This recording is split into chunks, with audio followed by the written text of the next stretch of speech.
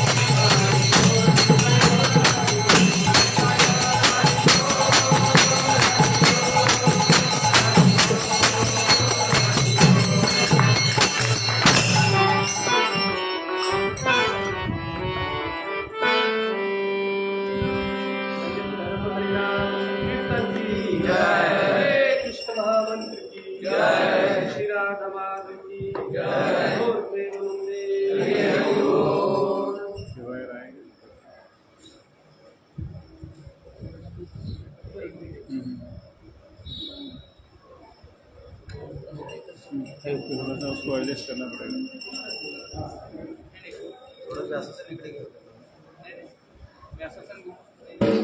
बस ठीक है हो जाएगा।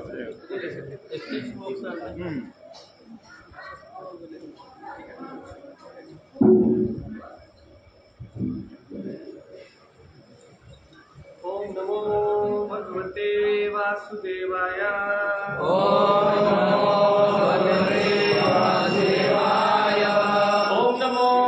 भगवते वासुदेवाय। ओम नमो भगवते वासुदेवाय।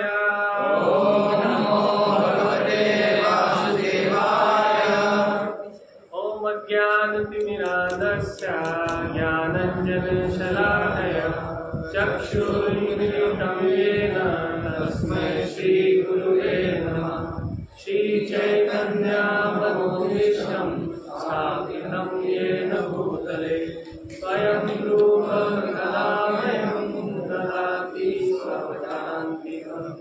वन्देऽहं श्रीगुरुं श्रीपादकमलं श्रीगुरुं वैष्णवांश्च श्रीरूपं साग्रजातं सहगणरघुनाथान्वितं साद्वैतं सावधूतं परिजनसहितं कृष्णचैतन्यदेवं श्रीराधाकृष्णपादान् सहगणललिता श्रीविशाखान्वितांश्च। हे कृष्ण करुणा सिन्धो दीनबन्धो जगत्पते गोपेश गोपिकान्त राधाकान्त नमोस्तुते। तप्तकाञ्चन गौराङ्गी राधे वृन्दावनेश्वरी वृषभानुसुते देवी प्रणमामि हरिप्रिये। वाञ्छाकल्पतरुभ्यश्च कृपा सिन्धुभ्येव च पतितानां पावनेभ्यो वैष्णवेभ्यो नमो नमः। जय श्री कृष्ण चैतन्य प्रभु नित्यानंद श्री अद्वैत श्रीवासादि गौरभक्तवृंद। हरे कृष्णा कृष्णा कृष्णा हरे हरे हरे राम राम राम हरे हरे। हरे कृष्णा कृष्णा कृष्णा हरे हरे हरे राम राम हरे हरे। मुखं करोति वाचालं मनोरञ्जयति यत्कृपावहं माधवं श्रीगुरुदेवं श्रीचैतन्यदेवम्।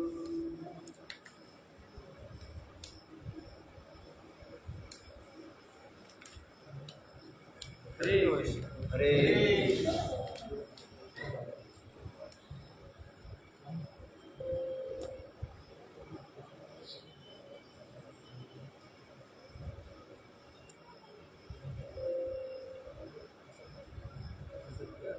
नीचे से बोलो नीचे से।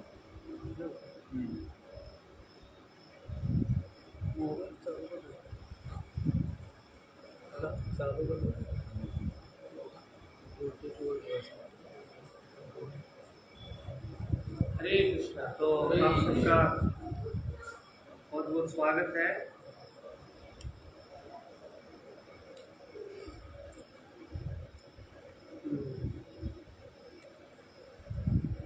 मला तो मराठी येत नाही।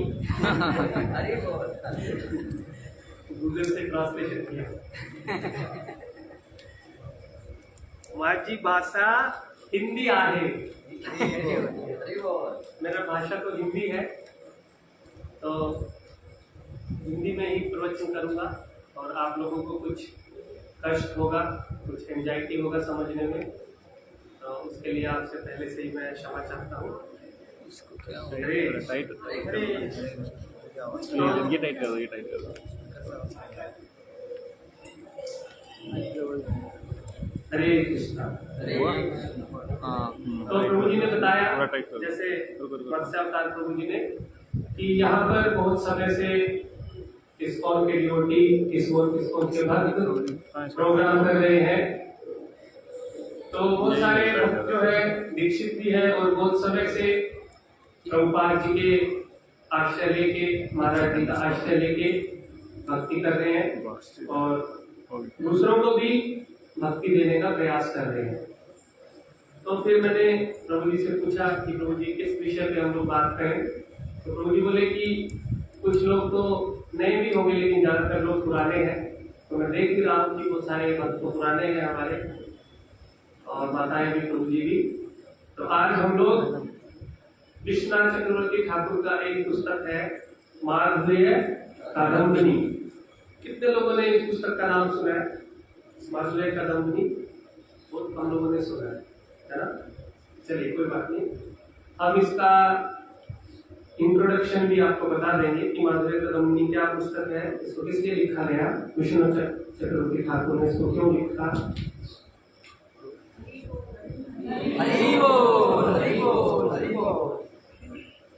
तो हम सबसे पहले धन्यवाद करते हैं इसको सांगली के भक्तों का और हमारे प्रभु जी मत्स्य अवतार प्रभु और उनकी टीम का कि उन्होंने हमें यहाँ पर अवसर दिया सांगली में प्रभुपाद जी के पुस्तकों को वितरण करने का और हरिनाम संकीर्तन करने का। और आज भी प्रभु जी ने हमें यहाँ पे भगवान की कुछ कथा करने का अवसर दिया, उसके लिए प्रभु जी का बहुत बहुत धन्यवाद। प्रभु जी के आभारी हैं। हरे कृष्ण।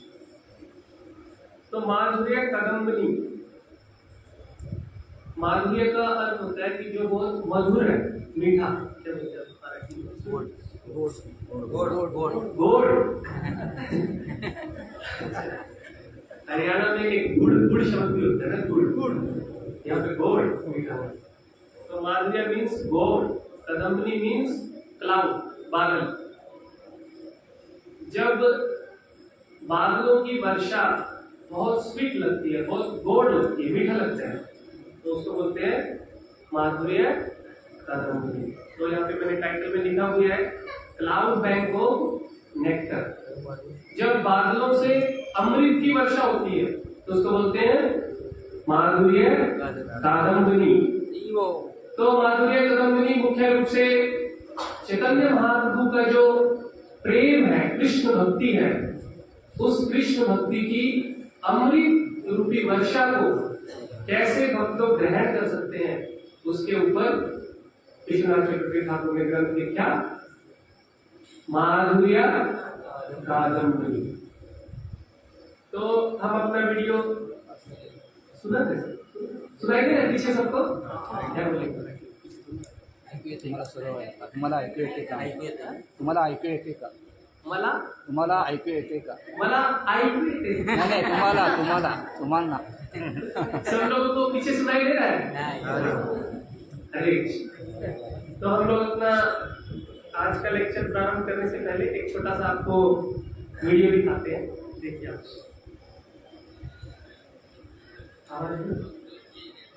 माइक देना पड़ेगा, एक्स्ट्रा माइक है।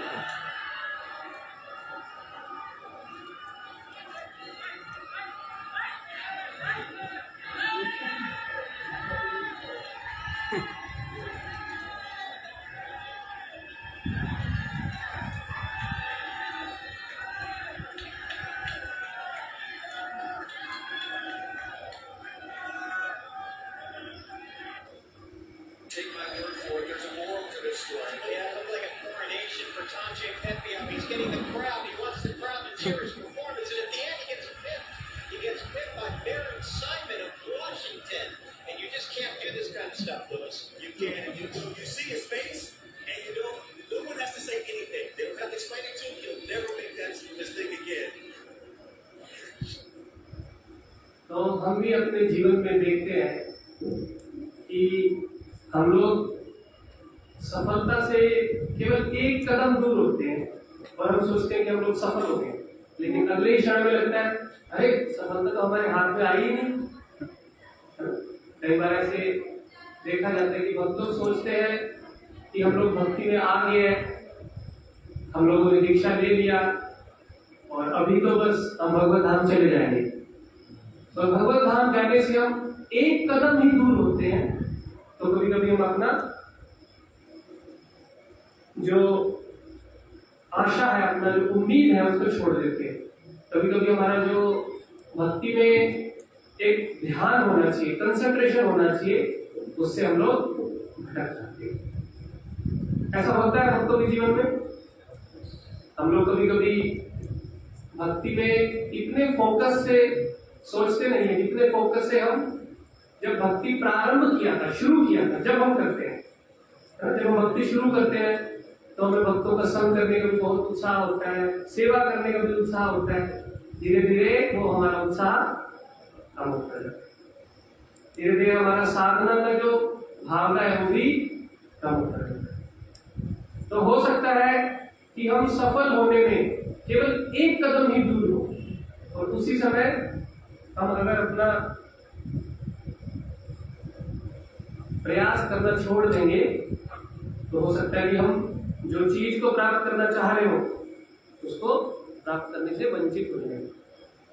चैतन्य चरितामृत में एक श्लोक है, ब्रह्मांड भ्रमिते कोनो भाग्यवान जीव, गुरु कृष्ण कृपा पाए भक्ति लता बीज। इस ब्रह्मांड में कितनी योनियों में भ्रमण करने के बाद कोई जीव बहुत भाग्यवान है जिसको गुरु और भगवान की कृपा से भक्ति करने का अवसर मिला। ब्रह्मांड भ्रमिते कोनो भाग्यवान जीव, गुरु कृष्ण कृपा पाए भक्ति लता बीज। और भगवान भगवत गीता में भी बोल रहे हैं, मनुष्याणाम सहस्रेषु कश्चित् यतति सिद्धये यततामपि सिद्धानाम कश्चित् मां वेत्ति तत्त्वता। अब देखिए सांगली में कितने सारे लोग होंगे, लाखों जनसंख्या होगी, लेकिन भगवान का भक्ति करने वाले बहुत थोड़े से लोग हैं, मुट्ठी भर लोग हैं। और उनमें से भी भक्तों का संग करने वाले, संकीर्तन में आने वाले, प्रोग्राम में आने वाले, हरे कृष्णा, उससे भी कम है। तो मनुष्य नाम सहस्रेषु, हजारों मनुष्य में से कोई भक्ति करने का प्रयास करता है।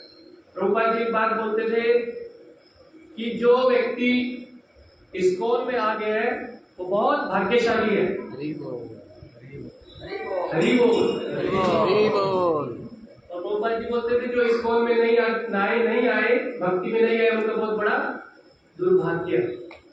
लेकिन प्रभुपाद जी एक बात तो बोलते थे, जो इस्कॉन में आने के बाद भी भगवान के दिव्य प्रेम को अर्जित नहीं कर पाए, वो सबसे ज्यादा दुर्भाग्य है। अभी हरि बोल नहीं निकलेगा ना प्रभुपाद जी का स्टेटमेंट है। तो इसीलिए हमारे आचार्यों ने हम भक्ति के रास्ते में कैसे आगे बढ़ सकते हैं, भक्ति के रास्ते में कौन कौन से हमारे स्पीड ब्रेकर आ रहे हैं, उनको कैसे पार कर सकते हैं, कैसे अपनी गाड़ी को बहुत तेज दौड़ा के भगवान का प्रेम, भक्ति, सेवा और भगवान के धाम जाने की जो गुण है उनको विकसित कर सकते हैं। तो ये सब जो रोड मैप है ये किसमें दिया गया है, माधुर्य। तो हमें अपने उम्मीद को और अपनी कंसंट्रेशन को किसी छोटे मोटे कारण की वजह से डाइवर्ट नहीं करना चाहिए। एकः कुरु नंदना, भगवान गीता में बोल रहे ना, व्यवसायात्मिका बुद्धि एकः कुरु नंदना, बहुशाखा ही अनंताश्च बुद्धयो व्यवसायिना। कि जो बुद्धि एक निष्ठ होकर, दृढ़ प्रतिज्ञा होकर कार्य करती है वही भगवान को भक्ति में सफलता प्राप्त कर सकते हैं। लेकिन जिसकी बुद्धि बहुशाखा ही अनंताश्च, बहुत सारी शाखाओं में बढ़ जाती है, तो वो दृढ़ प्रतिज्ञा नहीं हो सकते और प्रयोजन में सफल नहीं हो सकते। सुनिए ना, भगवत गीता के दूसरे अध्याय के श्लोक है। तो इसलिए हम लोग अपने जीवन में अलग अलग समय में अलग अलग ग्रंथ पढ़ते हैं। सबसे पहले सभी भक्तों को कहा जाता है कि भगवत गीता हमारा जो है वो सबसे मुख्य पुस्तक है। भक्ति में आने के बाद हमें भगवत गीता का बेसिक ज्ञान होना चाहिए। तो भगवत गीता की पहली शिक्षा क्या है? प्रभुपाद जी के अनुसार हम लोग शरीर नहीं है, अंतिम शिक्षा क्या है? सर्वधर्मान् परित्यज्य मामेकं शरणं। तो भगवत गीता में भगवान स्वयं अर्जुन को उपदेश देके भक्ति को स्थापित करते हैं कि मनुष्य जीवन का उद्देश्य है भगवान के साथ अपने प्रेम को जागृत करना। भगवान बोल रहे हैं ना भगवत गीता में, योगिनामपि सर्वेषां मद्गतेरन्तरात्मना, उसके बाद श्रद्धावान् भजते यो मां सामे युक्त तमो मता। कि सारे योगियों में से, ज्ञान योगियों में से, ध्यान योगियों में से, हठ योगियों में से, सारे योगियों में से सबसे श्रेष्ठ योगी कौन है? जो अपने मन में मेरा चिंतन करता है, जो अपने मन में मुझसे प्रेम करता है। तो भगवान भगवत गीता में भक्ति को, भगवान के साथ प्रेम को स्थापित करते हैं। ठीक है, भगवत गीता में कर दिया। उसके बाद ये तो हमने भगवत गीता में केवल सुन लिया भगवान का उपदेश, लेकिन फिर उसके बाद जब श्रीमद् भागवतम आता है तो भागवतम में हम देखते हैं कि किन महान भक्तों ने भगवान के प्रति प्रेम को प्राप्त किया है। लाइव देखते हैं हम।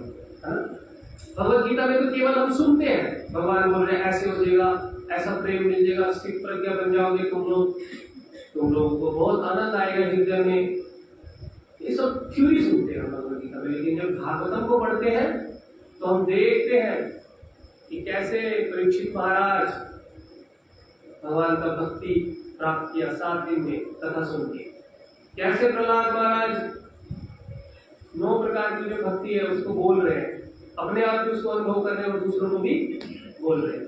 श्रवण कीर्तन विष्णु स्मरणम पाद सेवनम अर्चनम वंदनम दास्यम सत्यमात्म। कैसे अमरीश महाराज बोल रहे हैं, सवय मन कृष्ण पदारविंद वै वाचांसी वैकुंठ गुणानुवर्णने। अमरीश महाराज बोल रहे हैं कैसे भगवान को हर समय याद किया जाए। राजा कुलशेखर बोल रहे हैं, कृष्ण त्वदीया पंकज पंजरांत अदेव में विषयो मानस राजहंसा। कि मेरा जो कमल रूपी, मेरा जो हंस रूपी मन है कैसे आपके कमल रूपी चरणों पे लगेगा। भगवान अभी मैं स्वस्थ हूँ, मेरा कंठ जो है वो अच्छा है, मुझे आपकी भक्ति में लगा। ऐसे हम देख सकते हैं कि बहुत सारे लोग, बहुत सारे भक्त भगवान का भक्ति कर रहे हैं और करके भगवान का प्रेम अर्जित कर रहे हैं। ये हम किसमें देखते हैं? श्रीमद् भागवत पुराण में। तो भागवत किसको स्थापित करती है? भक्ति के उदाहरण को प्रस्तुत करती है कि किन किन लोगों ने भगवान का भक्ति प्राप्त किया। गीता में केवल भगवान उपदेश देते हैं भक्ति का।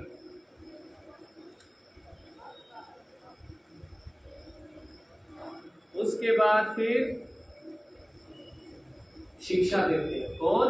रूप गोस्वामी, कि हम जैसे लोगों को भगवान का प्रेम कैसे प्राप्त हो, उसकी क्या शिक्षा है। उसके लिए हमारा एक ग्रंथ है भक्ति रसामृत सिंधु। भक्ति रसामृत सिंधु कैसे बोला गया है? और भागवतम जो है वो भगवान के शरीर की तुलना किए गए भागवत से, है ना।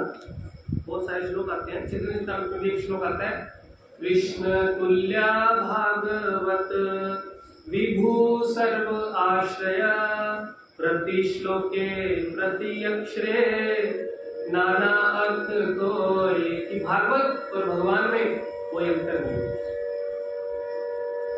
पद्म पुराण में श्लोक आता है कि जो भगवान का शरीर है वो भागवतम के 12 स्कंद है। सुने है ना आप लोग?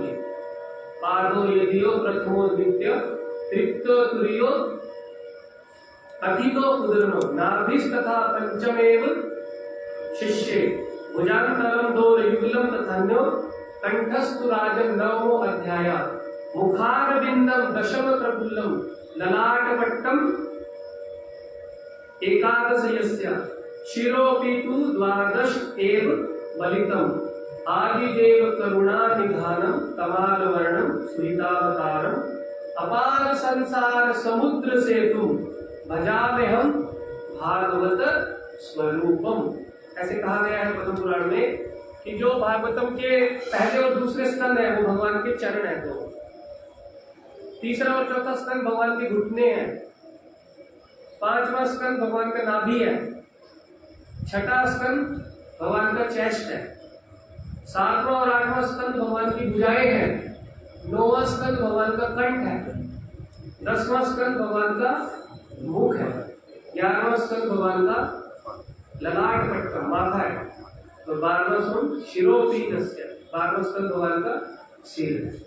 तो पूरा का पूरा जो भगवान का शरीर है वो भागवतम के साथ बताया गया है पद्म पुराण। तो भागवतम भगवान से अभिन्न है। लेकिन इस भागवतम में जो भक्तों ने भगवान का भक्ति प्राप्त किया उसको हम कैसे कर सकते हैं, उसकी शिक्षा देने के लिए कौन आए? रूप गोस्वामी, चैतन्य महाप्रभु के शिष्य। चैतन्य महाप्रभु का जो कृपा है वो बादलों की बारिश के समान है, झरने के समान है। जैसे मान लीजिए आप लोग कभी पहाड़ में गए हैं, पहाड़ों में यहाँ पे है पास में, कहाँ पे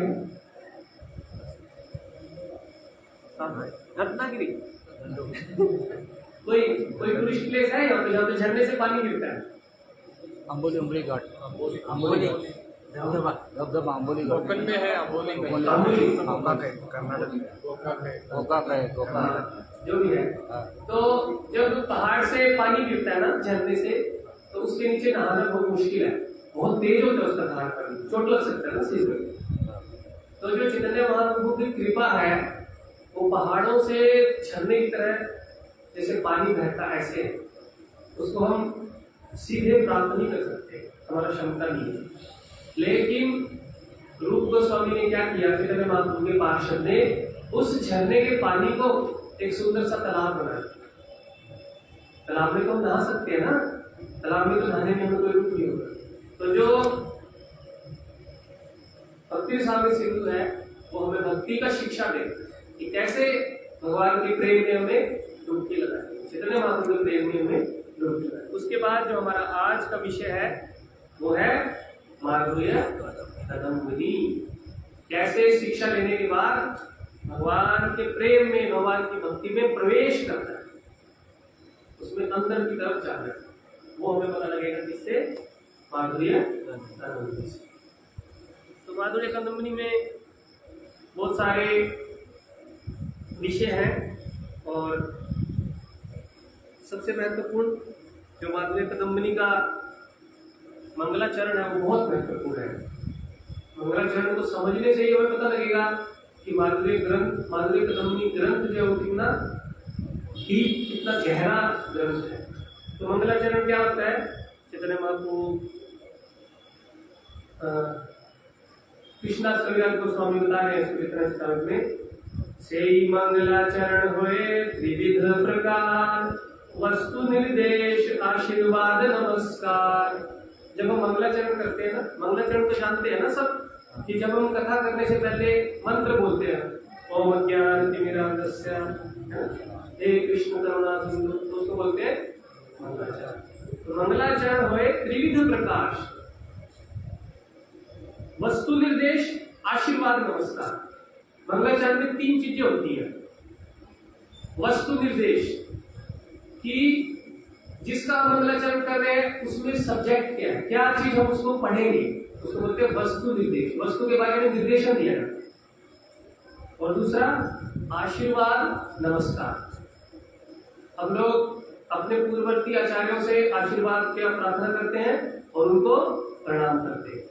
जैसे भागवतम जब हम क्लास करते हैं तो प्रणाम करते हैं ना, नारायणं नमस्कृत्यं नरं चैव नरोत्तमं देवीं सरस्वतीं व्यासं ततो जयमुदीरये।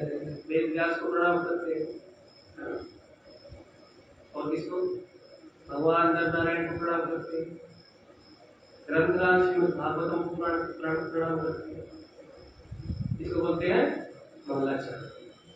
तो जैसे ही हम भागवतम का कथा करते हैं तो भागवतम की कथा से पहले प्रभुपाद क्या बोले हैं? कौन सा भजन गाना है राधा माधव, है ना? राधा माधव गाना क्यों? क्योंकि राधा माधव में हमें पता लगेगा कि भागवतम का विषय वस्तु क्या है। राधा माधव मतलब हम भगवान के धाम को गुणगान कर रहे हैं। भगवान के धाम में क्या होता है कि वहां पे भगवान कुंज बिहारी के रूप में रहते हैं, यशोदा के नंदन जो है, तो हम उस विषय वस्तु को याद करते हैं। तो 3 चीजें हैं मंगलाचरण में, विषय वस्तु, निर्देश, नमस्कार और आशीर्वाद। तो जो चैतन्य चेतामृत का माधुर्य कदम्बनी का जो मंगलाचरण है उसमें ये श्लोक आता है, बहुत बड़ा श्लोक है, हम लोग इसको नहीं जाएंगे। भक्ति सस्य वितते संजीवा सुबंधन काम तप्ते कामिनी विश्वपाल। इसका अर्थ बता रहा हूँ बस आपको, तो इसको अर्थ को थोड़ा ध्यान से समझिए, फिर हमें माधुर्य कदम्बनी को पढ़ने में इंटरेस्ट आएगा। तो इसमें विश्वनाथ चक्रवर्ती ठाकुर प्रार्थना कर रहे हैं कि जब किसी भक्त को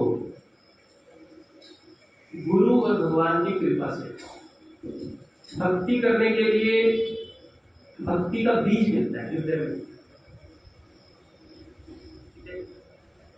तो उस बीज को भक्त क्या करता है, माली होए करे यदि श्रवण कीर्तन, माली बन के उस बीज को सींचता है। कौन? भक्त। कैसे सींचता है? हरि कथा का श्रवण करके और हरि कथा का कीर्तन करके। ये उस बीज को सींचने का क्या है? जल है। तो माधुर्य कदम्बनी में प्रार्थना की जा रही है कि जो हमें भगवान और गुरु की कृपा से भक्ति का जो बीज मिला, हे चैतन्य महाप्रभु,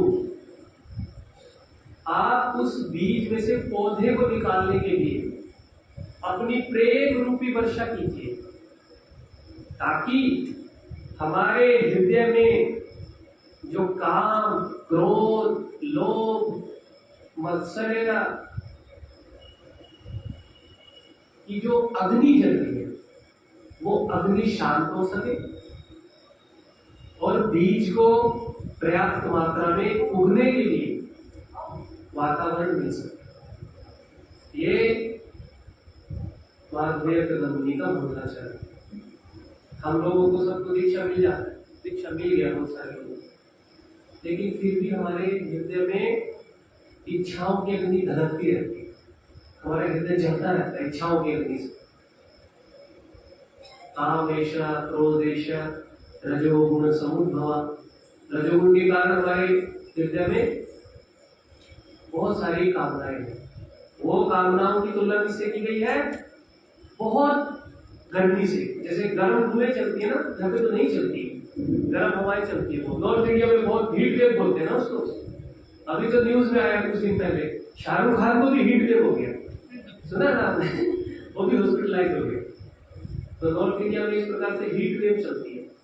तो माधुर्य कदम्बनी में विश्वनाथ चक्रवर्ती चैतन्य महाप्रभु से प्रार्थना कर रहे हैं कि मेरे हृदय में जो इच्छाओं की हीट वेव है वो भक्ति लता बीज को सुखा देगी। तो आप क्या करो, उन अग्नि को मैं अपने प्रयास से बुझा नहीं पा रहा, आप क्या करो, प्रेम रूपी वर्षा कर दो, ताकि मेरे हृदय की सारी अग्नि जो है वो शांत हो।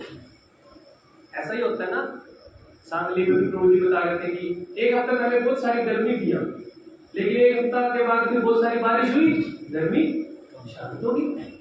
इसी तरह हमारे हृदय में भी बहुत सारी अग्नि है, वासनाओं की, इच्छाओं की, लेकिन जब चैतन्य महाप्रभु को कृपा होगा तो अग्नि शांत हो जाएगी, टेम्परेचर डाउन हो जाएगा। टेम्परेचर डाउन हो जाएगा तो पेड़ पौधे हरे हो जाएंगे, उनको पानी मिलेगा। इसी प्रकार से हमारे हृदय में जो भक्ति का बीज है वो बढ़ने लगेगा, इस प्रकार से भक्ति में। तो ये विश्वनाथ चक्रवर्ती माधुर्य कदम्बनी में मंगलाचरण में प्रार्थना कर रहे हैं। थोड़ा सा मुश्किल है, मैं जानता हूँ सब्जेक्ट। तो माधुर्य कदम्बनी पुस्तक बनी कैसे? विश्वनाथ चक्रवर्ती ने क्या किया, भक्ति रसामृत सिंधु के 2 श्लोक लिए। वो श्लोक आपने सुने होंगे। आदो श्रद्धा तथा साधु संग, भजन क्रिया तथा अनर्थ निवृत्ति, सया तत्व निष्ठा रुचि तथा। उसके बाद 16 नंबर, अथा शक्ति तथा भाव तथा प्रेमा अर्चित, साधका नाम अयम प्रेम प्रादुर्भावे भवे प्रमा। तो इसको सीक्वेंस में यहाँ पे बताया गया है। ये जो 9 भक्ति के स्टेज है, इन 9 स्टेज को भक्ति रसामृत सिंधु में 2 श्लोकों में बताया गया है। और माधुर्य कदम्बरी में विश्वनाथ चक्रवर्ती ठाकुर ने इन 9 स्टेज को पूरा अच्छे से एक्सप्लेन किया कि श्रद्धा का मतलब क्या है, श्रद्धा कहां से आती है। उसके बाद श्रद्धा के बाद क्या करना है, साधु संग। अगर हमारा श्रद्धा है तो भक्तों का संग करना है। भक्तों का संग करने से क्या होगा, भक्त हमें भजन क्रिया में लगाएंगे, नाम जप में लगाएंगे। भजन क्रिया के बाद क्या होगा, हमारे जो अनर्थ है, हमारे जो पाप है वो नष्ट हो जाएंगे। अनर्थ के बाद क्या होगा, हमारे भगवान की भक्ति करने में निष्ठा हो जाएगी। निष्ठा क्या बोलेंगे महाराज, निष्ठा। पूरा हम डिटर्मिनेशन हो जाएंगे, दृढ़ हो जाएंगे भक्ति में, बोलते हैं निष्ठा। निष्ठा के बाद रुचि, हमें टेस्ट आएगा। रुचि के बाद आसक्ति, हम छोड़ नहीं पाएंगे फिर उसको, आसक्ति हो जाएगी। जैसे अलग अलग जगह में प्रभुपाद जी बोलते हैं अलग अलग लोगों को अलग अलग तरह की आसक्ति है ना। बंगाल और बिहार के लोगों को चावल खाने में आसक्ति है ना, और नॉर्थ इंडिया के लोगों को चपाती खाने में आसक्ति है ना। महाराष्ट्र में चपाती भाकरी, चपाती, बड़ा बड़ा चपाती, भाकरी। हम लोग महाराष्ट्र में 2-3 प्रोग्राम किए थे बहुत साल पहले, नासिक में और पंढरपुर में। आज से 4-5 साल पहले हमारा एक बहुत बड़ा प्रोग्राम था पंढरपुर में। तो हमने जो कुक किया वहाँ पे, वो महाराष्ट्र कुक था। तो हमने बोला चपाती बनाओ, इतना बड़ा चपाती बनाता था वो, एक इतना, इससे भी बड़ा, इतना गोल उसको फोल्ड करते थे। तो हमने तो नॉर्थ इंडिया में वो पहली बार चपाती खाया। हमारे उधर जो है वो अलग तरह का चपाती बनता है, छोटा छोटा, और तंदूर में ऐसे नान ऐसे चलता है वहाँ नॉर्थ इंडिया में। लेकिन यहाँ पे जो मैंने चपाती देखा, इतना पतला और इतना अच्छा लगता है। तो सब लोगों को अलग अलग जगह से अलग अलग खाने में आसक्ति है। तो जैसे हमारा भौतिक आसक्ति है, तो अगर हम भक्ति में आगे बढ़ेंगे, रुचि के बाद हमारा भगवान के भक्ति में भी उस प्रकार का आसक्ति होती है। हम लोग भक्तों का संग करे बिना रह नहीं पाएंगे, हम लोग भगवान का सेवा करे बिना रह नहीं पाएंगे।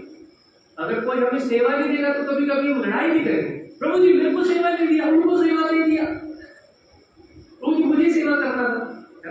माताएं मैंने देखा उधर कुकिंग करने आते हैं, सब रोज रोटेशन में कुकिंग करते हैं। तो अगर आप ऐसे करते रहोगे तो अगर कोई दूसरी माताओं को आपकी सेवा दे देगी ना, तो आपको बहुत बुरा लगेगा, अरे मैंने सेवा छीन लिया। इसको बोलते हैं आसक्ति। हमारा भगवान को भक्ति करने में धीरे धीरे आसक्ति विकसित होती, और आसक्ति के बाद फिर भाव, जड़ भरत जो है वो भाव की स्टेज में चलेगी, और भाव के बाद तो जो माधुर्य कदम्बनी है उसमें सबसे पहला और सबसे महत्वपूर्ण विषय जो है वो बस हम लोग यहीं पे करेंगे, टाइम नहीं है वो कम करना है।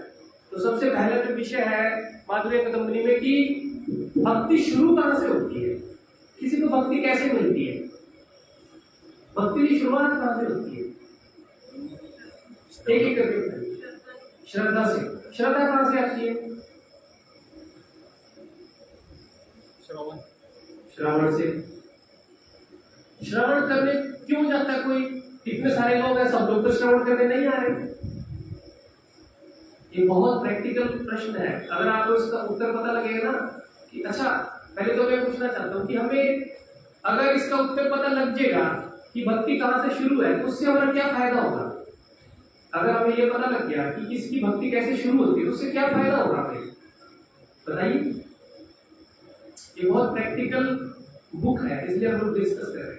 ये आपके लिए भी अच्छा है, और आप जब दूसरों को भक्ति के बारे में बताएंगे ना, उनके लिए भी बहुत अच्छा है।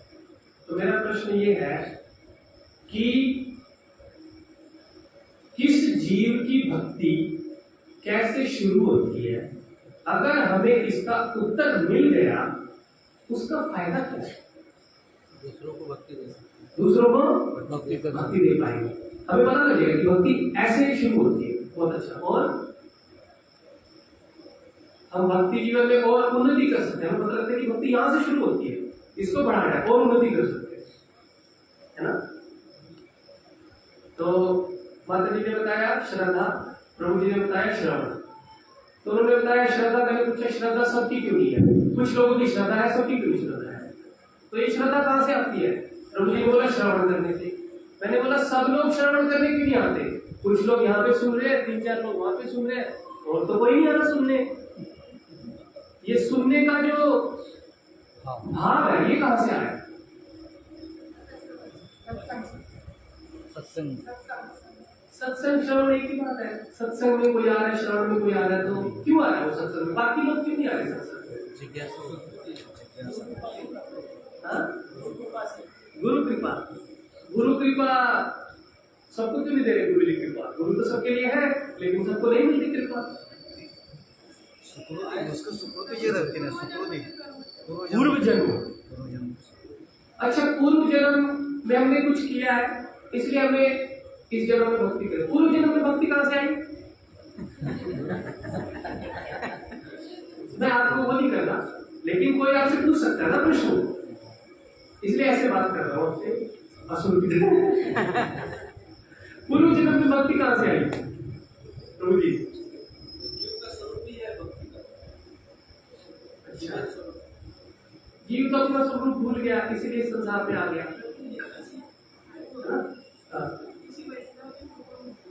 किसी वैष्णव की कृपा, भगवान की कृपा नहीं है। अच्छा, कोई अगर एक और प्रश्न ऐड कर रहा हूँ, अगर आपने उत्तर दिया कि पूर्व जन्म में हमने कुछ पुण्य किया है, पूर्व जन्म में हमने भक्ति किया, तो मैं पूछ सकता, अच्छा पूर्व जन्म में पुण्य कहाँ से आए, पूर्व जन्म में भक्ति कहाँ से आई? आप बोलेंगे उससे पीछे। फिर बोले उससे पीछे कहाँ से आई? तो फिर आप बोलोगे भगवान का कृपा। लेकिन भगवान तो भगवद गीता में बोल रहे हैं सम्मोहम सर्वभूतानां न मैं दृश्यस्ति न प्रिया।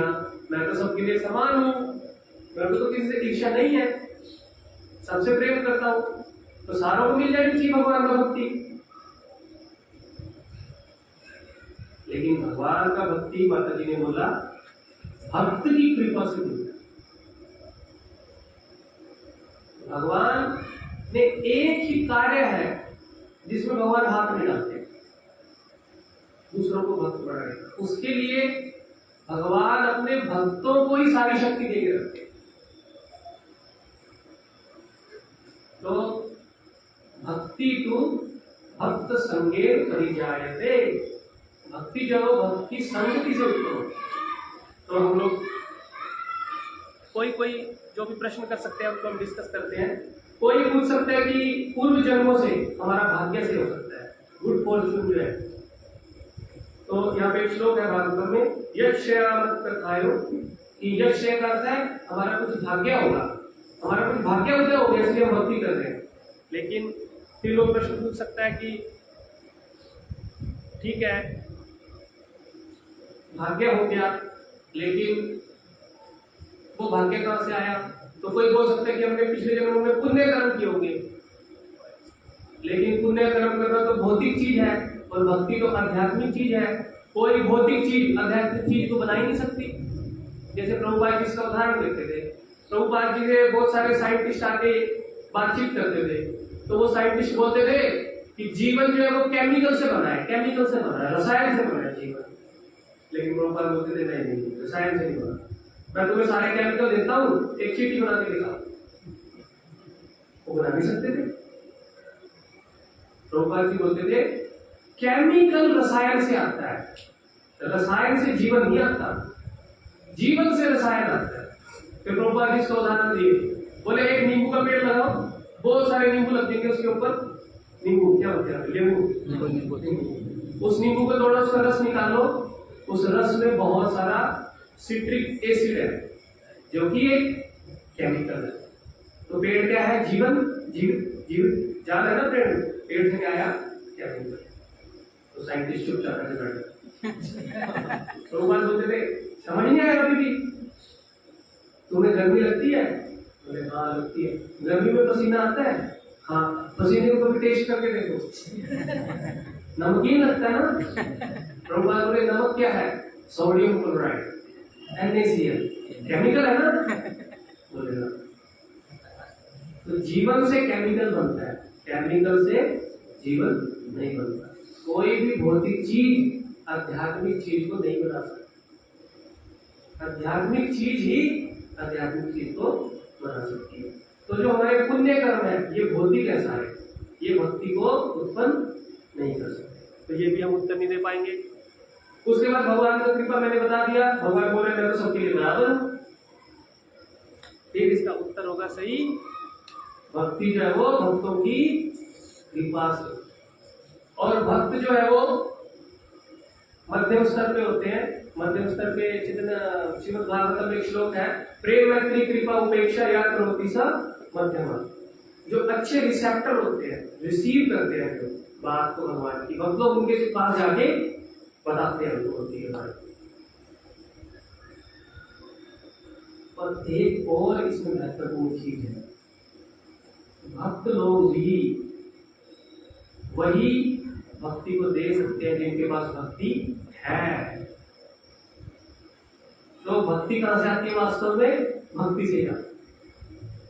भक्त लोग दूसरे को भक्ति क्यों देते हैं? क्योंकि उनके पास भक्ति है ना। कोई भक्त है उसके पास भक्ति नहीं है, वो दूसरे को नहीं दे सकता। इसलिए भक्ति का जन्म कहां से होता है? भक्ति से। ना भक्तों से, ना भगवान से, ना पुण्य कर्म करने से, ना पिछले जन्मों से, ना अगले जन्मों से, और ना ही हमारे भाग्य से। भक्ति कहां से आती है? भक्ति से ही।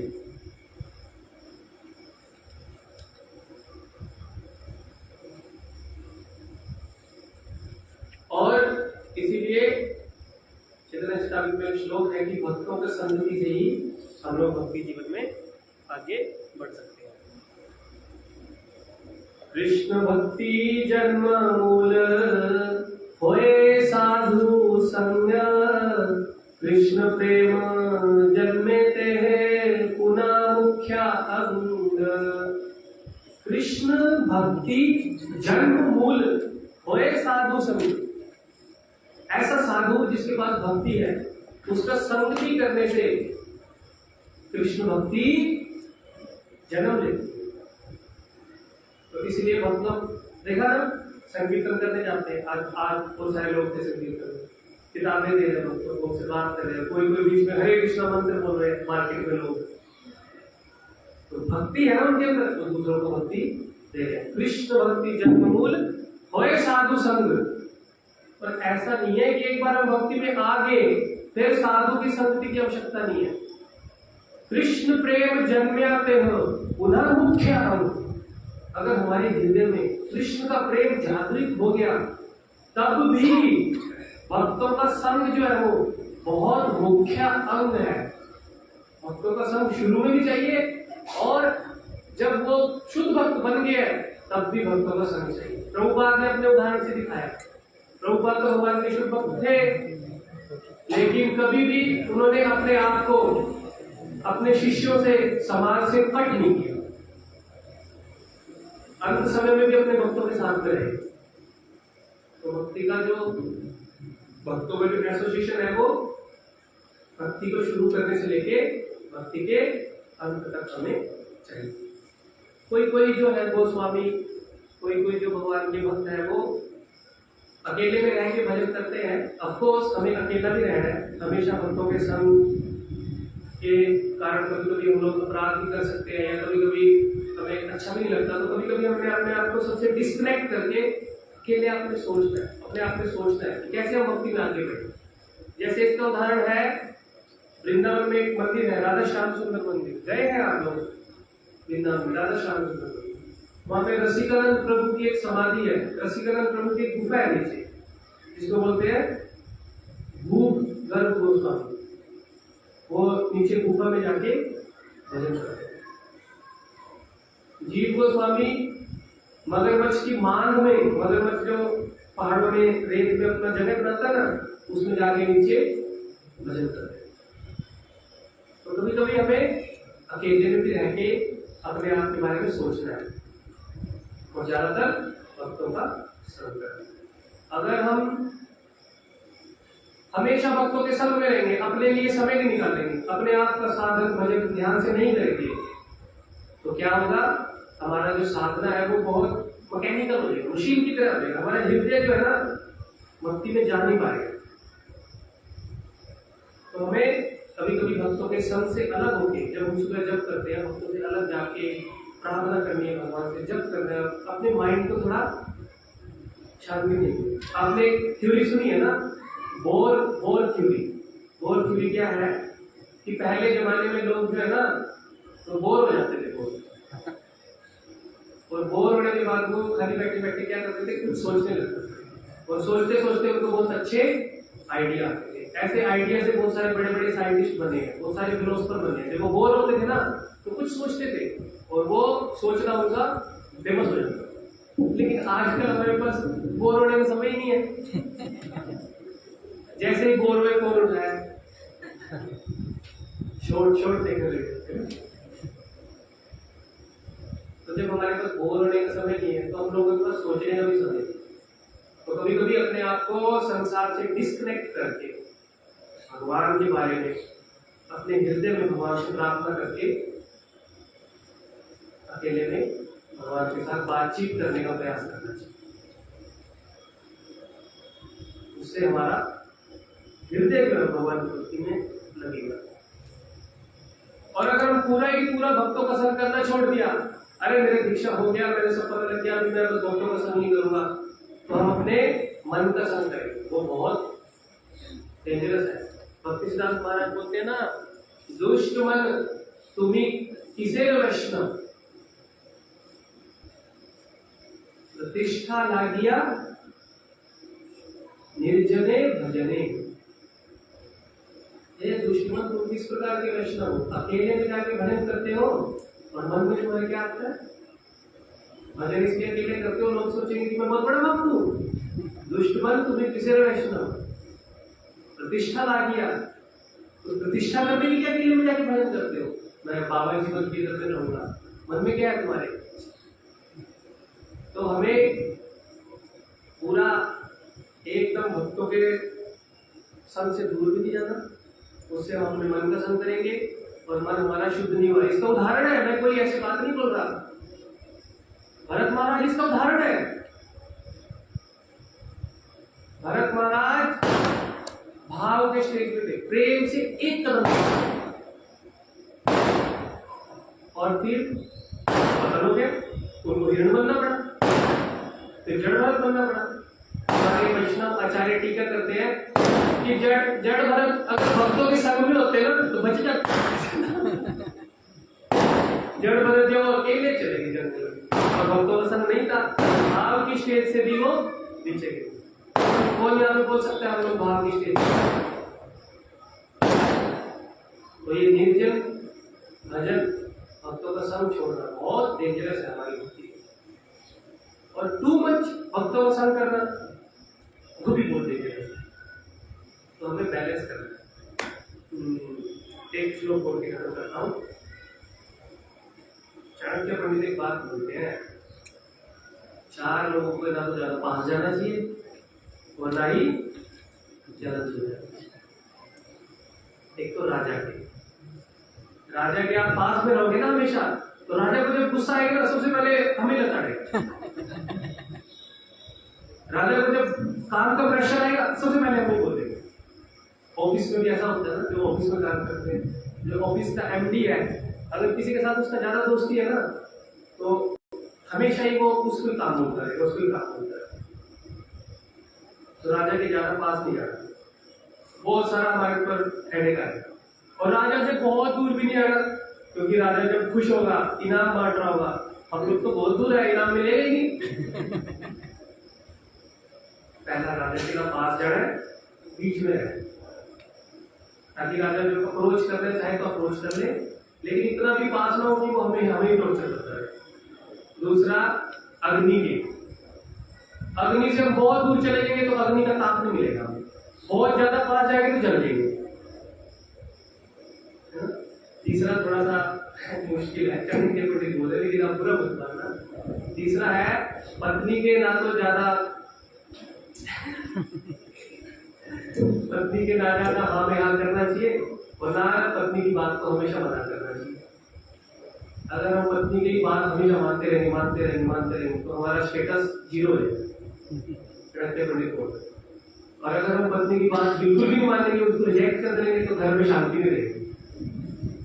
तो पत्नी के बात को ना हमेशा मानना चाहिए, ना हमेशा रिजेक्ट करना चाहिए, बीच में बैलेंस करना चाहिए। और तीसरा चौथा सबसे बात है भक्त और गुरु। गुरु के ना तो बहुत पास जाना चाहिए, भक्तों के ना तो ज्यादा पास जाकर उनके साथ ऐसे लूज टॉक करना चाहिए, उससे अपराध होगा। और ना भक्तों से दूर दूर भागना चाहिए, उससे भक्तों का कृपा, भक्तों का आशीर्वाद हमें नहीं मिलेगा। तो संग करना भी है और संग नहीं करना, पत्नी के संग रहना भी है, नहीं भी रहना कभी, अग्नि के पास भी रहना है, दूर भी रहना, ऐसी स्थिति में रहना कि जलेगी ना और दूर इतना न चले कि ताप ना मिले। ठीक है, तो कंक्लूजन में हम लोग यही आए कि जो हमारा भक्ति के लिए जो अट्रैक्शन है वो भक्तों की अहेतु की कृपा से हमें मिलता है। फिर हम भक्ति को करने लगते हैं, तो और हमारा भक्ति में अट्रैक्शन बढ़ता है। फिर हम और साधु गुरु को समर्पण करके और भक्ति को करते रहते हैं। इस प्रकार से हमारा ये सर्कल चलता रहता है और हमारा जो फेथ है और हमारा जो ज्ञान है वो धीरे धीरे बढ़ता जाता है। तो आगे जो 8 स्टेप है वो इसमें बताए गए हैं। इसमें सबसे जो महत्वपूर्ण बात वही है कि शुरू से लेके अंत तक साधु संग, जड़ से लेके ऊपर तक साधु संग सब में है, पूरा लाइन में साधु संग। साधु संग के बिना ये पेड़ जो है वो खड़ा नहीं हो सकता।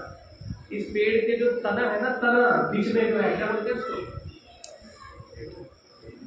जो मूल है, ये जो बीच वाला है,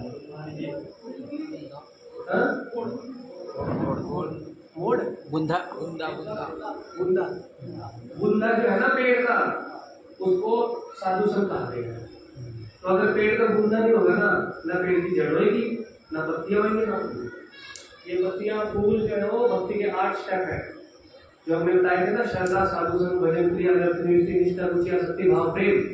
तो ये सारे के सारे बुद्धा पे टिकी हुई है। बुद्धा मतलब साधु संग। इसलिए श्लोक आया ना, कृष्ण भक्ति जन्म मूल होए साधु संग, कृष्ण प्रेम जन्मे कहा पुनः मुख्य अंग। कृष्ण प्रेम जन्म हो गया ना हमारे हृदय में, उसके बाद भी साधु संग जो है वो मुख्य अंग है। तो इसके बाद फिर आगे के श्लोकों में ऐसे जो 8 जो स्टेप है उनको आगे विश्वनाथ चक्रवर्ती बताएंगे। श्रद्धा कितने प्रकार की होती है, साधु संग क्या होता है, बहुत डिटेल में ये लिखा हुआ है। तो आप लोगों को अवसर मिलेगा, मैंने इसका इंट्रोडक्शन दिया। आप लोग अपने जीवन में, भक्ति के जीवन में अपना रोड मैप अगर देखना चाहते हैं, रास्ता देखना चाहते हैं कि हम लोग कहाँ पे खड़े हैं, कहाँ पे पहुंच गए हैं, तो आप लोग इस मानवीय धर्ममुनि विश्वनाथ चक्रवर्ती ठाकुर की बुक को पढ़िएगा। हरे कृष्णा कृष्णा कृष्णा हरे हरे, हरे राम राम राम हरे हरे। माझी क्षमा करें, मला क्षमा करा, मला क्षमा करें। अरे राम कुछ पूरा लगे तो जो भगवान के कथा में सुना तो हरे क्वेश्चन थोड़ा सा प्रश्न आएगा, जे कथा आपण ऐकलं त्याच्या संबंध या सर्व ती ही प्रत्येकाच्याच असते। भक्ती प्रत्येकामध्ये भक्ति से होता है, यानी कौन सा भी प्रज्ञात हो, कौन सा भी रखा है, उसमें भक्ति रहती है। भक्ति मूल रूप से हर आदमी में रहती है। चित्रचरण में एक श्लोक है, साध्य करुणाई श्रवण आदि शुद्ध चित्त करो ये नित्य सिद्ध कृष्ण प्रेम, साध्य करुणाई श्रवण आदि शुद्ध चित्त करे हुए। सबके हृदय में भगवान के लिए प्रेम और भक्ति है, लेकिन कमर हो रखी है, ढकी हुई है। तो जिसके पास भक्ति है ना, भक्त के पास, वो उस ढकी हुई अवस्था को दूर कर दे। चेतो दर्पण मार्ग हम पढ़ते हैं, बोलिए सबके हृदय में है, कवर है। भगवत गीता में इसको 3 अवस्था में बताया गया है। जैसे शीशे के ऊपर धूल जड़ जाती है, माँ के गर्भ में बच्चा ढका रहता है, और जब अग्नि में धुआं निकलता है, इस प्रकार से हमारी भक्ति ढकी हुई है। जैसे धुएं में अग्नि छुपी हुई है ना, ऐसे ही हमारी भक्ति है। लेकिन जब पंखा करेंगे ना, आग को पंखा करेंगे, आग लग जाएगी तो धुआं भाग जाएगा। इसी तरह से हमारे अंदर भगवान की भक्ति की अग्नि है, अगर हम उसको श्रवण और कीर्तन का पंखा करेंगे, जलेगी। इसी तरह से शीशे में हम अपना चेहरा देख सकते हैं, अगर हम धूल को साफ कर देंगे, चेहरा दीजिए। हमारे हृदय में भगवान के प्रति प्रेम है, भक्ति है, लेकिन धूल चढ़ी हुई है। अगर हम उस धूल को दूर कर देंगे, हम लोग उसमें पढ़ते हैं ना, चेतो दर्पण मार्ग, भगवान का जो भक्ति है, भगवान का जो कृपा है, वो हमारे इस चित्त को, दर्पण रूप को, शीशे को साफ कर सकते हैं।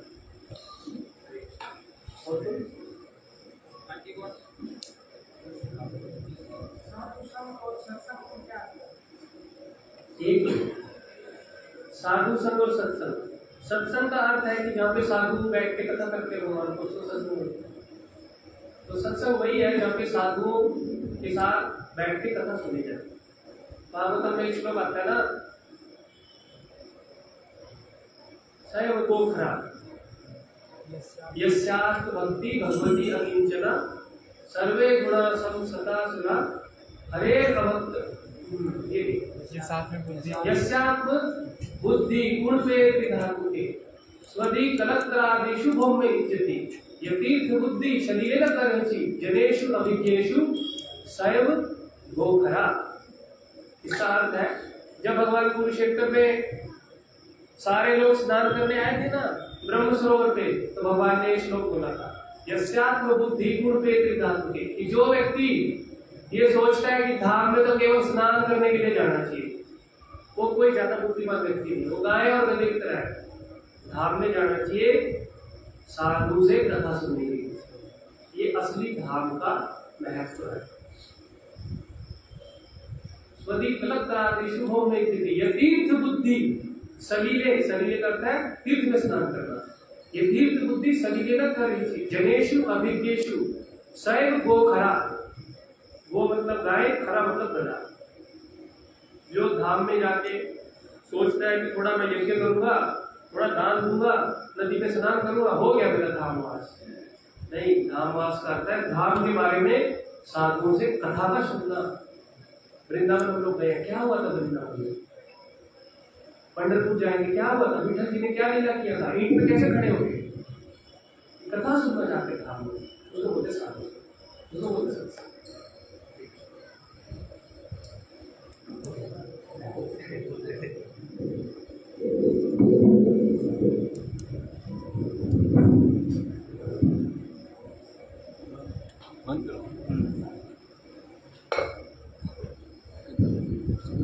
Finish.